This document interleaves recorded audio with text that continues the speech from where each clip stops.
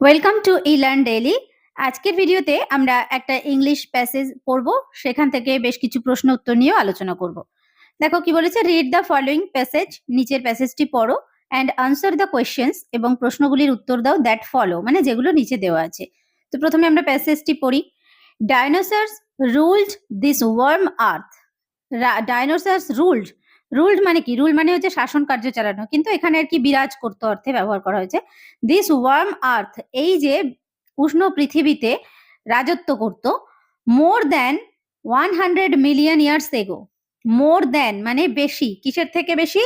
Than 100 million years ago, 100 million years মানে বছর, এগো মানে হচ্ছে আগে, তাহলে 100 মিলিয়ন মানে হচ্ছে 10 লক্ষ, তাহলে 100 মিলিয়ন, এরকম 100 মিলিয়ন ইয়ার্স এগো, 100 মিলিয়ন বছর আগে ডাইনোসর এই উষ্ণ পৃথিবীতে রাজত্ব করত।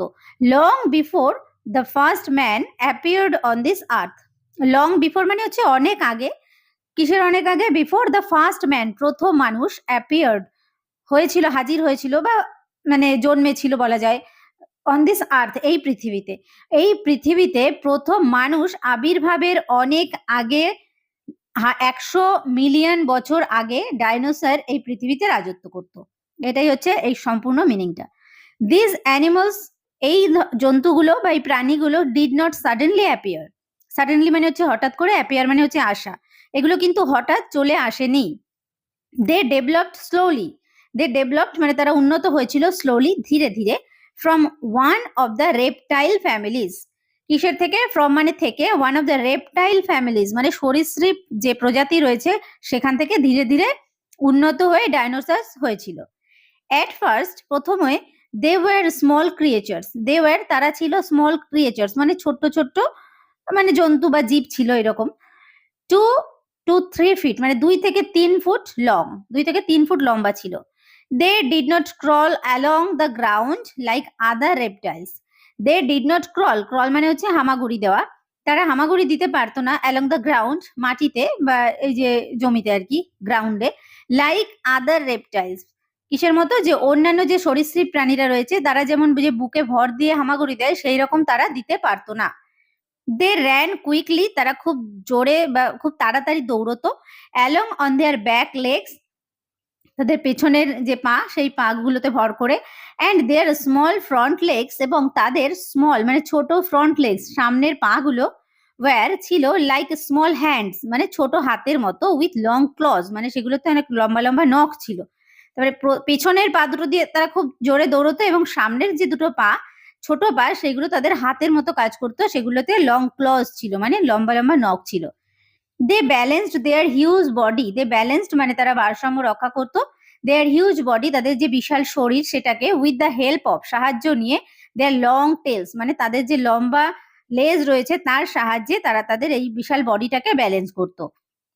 দো, যদিও সাম ডাইনোসরস ওয়ার স্মল, কিছু ডাইনোসরস ছিল কি ছোট, দে ওয়ার ফিয়ার্স, তারা কি ছিল? হিংস্র ছিল।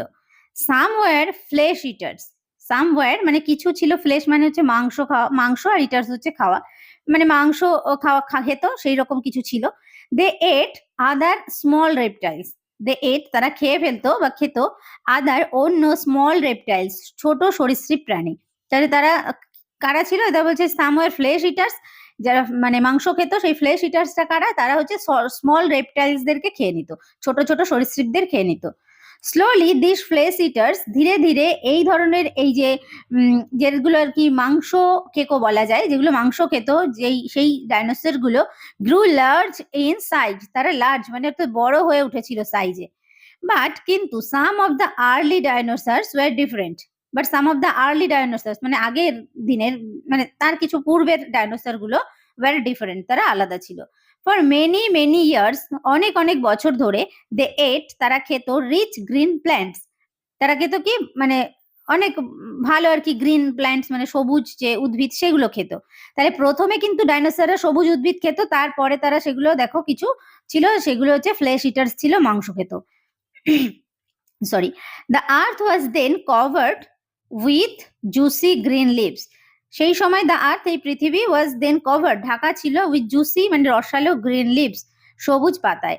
দিস প্ল্যান্ট ইটিং ডাইনোসরস, এই ধরনের উদ্ভিদ খেত সেই সমস্ত ডাইনোসর গুলো, স্পেন্ট দ্য হোল ডে, কাটিয়ে দিত, স্পেন্ট মানে কাটিয়ে দিত, দ্য হোল ডে সমস্ত দিন, ইটিং মানে খেয়ে, and slowly this plant Eaters grew to a giant size, এবং ধীরে ধীরে এই যে প্ল্যান্ট ইটার্স মানে যে যারা এই উদ্ভিদ খেত যে সমস্ত ডাইনোসর গুলো, grew to a giant size মানে তারাই একটা বিশাল আকার, জায়ান্ট মানে দৈত্য, তো দৈত্যের মতো আকার ধারণ করলো। Dinosaurs went on ruling, dinosaur তখন কি রাজত্ব করতে লাগলো, ruling the earth for millions of years মানে লক্ষ লক্ষ বছর ধরে। গ্র্যাজুয়ালি ক্রমে ক্রমে দিস হিউজ অ্যানিমালস, এই ধরনের বিশাল প্রাণী, কমপ্লিটলি ডিসঅ্যাপিয়ার্ড সম্পূর্ণভাবে অদৃশ্য হয়ে গেছে, ফ্রম দিস আর্থ এই পৃথিবী থেকে। নাও এখন ইউ ক্যান সি, তুমি দেখতে পাবে, দ্য স্কেলিটনস মানে হচ্ছে কঙ্কাল, অফ ডাইনোসরস, ডাইনোসরসদের যে স্কেলিটন বা কঙ্কাল, ইন দ্য মিউজিয়ামস, মিউজিয়ামে দেখতে পাবে। তাহলে ধীরে ধীরে ডাইনোসর কিন্তু একেবারে বিলুপ্ত হয়ে গেছে, তাদের কি স্কেলিটন গুলো দেখা যাবে মিউজিয়ামে। এবার দেখো এখানে কিছু প্রশ্ন আলোচনা করা হয়েছে। Dinosaurs lived on this earth, dinosaur থাকতো এই পৃথিবীতে, ফর মিলিয়ন্স অফ ইয়ার্স মানে কি লক্ষ লক্ষ বছর ধরে।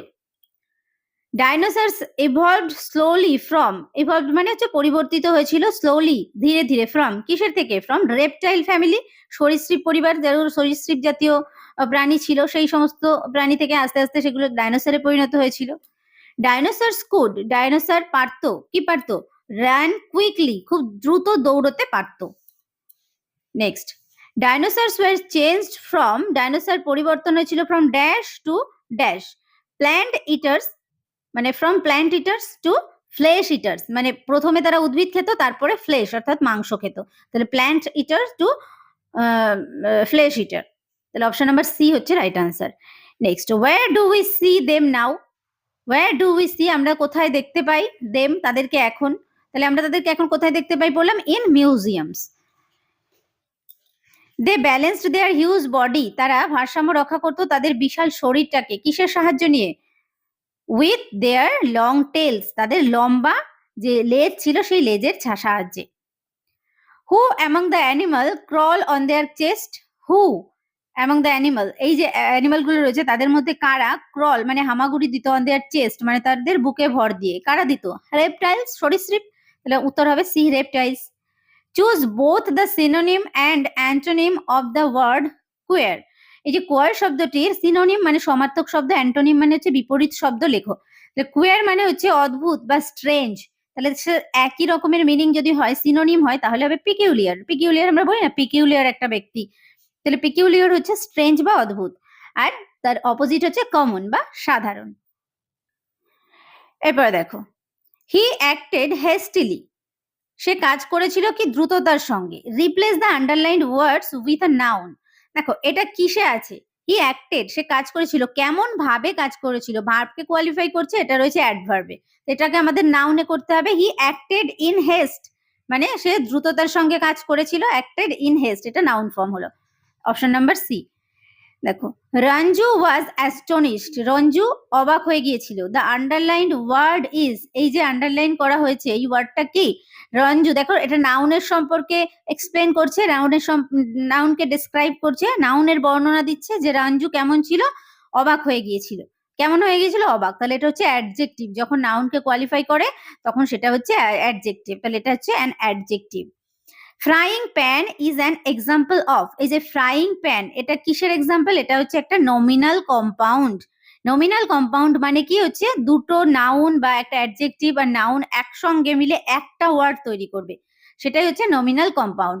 দেখো এখানে প্যান মানে প্যান তো পাত্র, তাহলে ফ্রাইং প্যান, ফ্রাইং মানে কি, ফ্রাইং মানে ভাজা, ফ্রাইং প্যান কেমন পাত্র, তাহলে এটা হচ্ছে অ্যাডজেক্টিভ ফ্রাইং প্যান, তাহলে এই দুটো ওয়ার্ড মিলে একটা পাত্রকে বোঝাচ্ছে না, যে ফ্রাইং প্যান মানে কি বোঝাই আমরা, একটাই পাত্র বোঝাই, তাহলে ফ্রাইং প্যান এটা হচ্ছে একটা নমিনাল কম্পাউন্ডের example.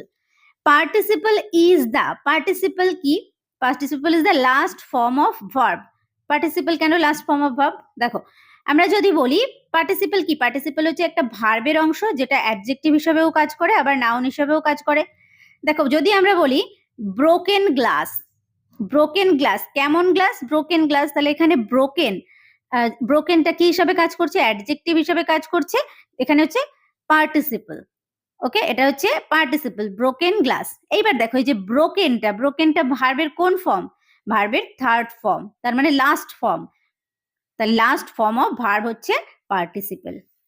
Next, the weather tomorrow will be cloudy. The weather আবহাওয়া টুমরো মানে এখানে MO হবে, টুমরো উইল বি ক্লাউডি সেটা হবে মেঘাচ্ছন্ন। Here the adverb is used as, এখানে হচ্ছে অ্যাডভার্বকে কি হিসাবে ইউজ করা হচ্ছে?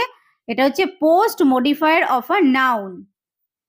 পোস্ট মানে হচ্ছে কি পরে, তাহলে টুমরো দেখো পরে, নাউনকে দ্য ওয়েদারটা কেমন হবে আগামীকাল মানে পরে, post modifier of a noun, নাউনের পরে নাউনকে এই যে পরিবর্তিত করবে সেটাই হচ্ছে এই যে টুমরোটা, তাহলে post modifier of noun. Next দেখো, the participle of verb is often used as. এই যে the participle of verb is often used as কি হিসাবে ইউজ হয়? আমি বললাম না, দেখো ব্রোকেন গ্লাস, তাহলে ব্রোকেন গ্লাস এটা হচ্ছে কি কি হিসেবে ইউজ হচ্ছে?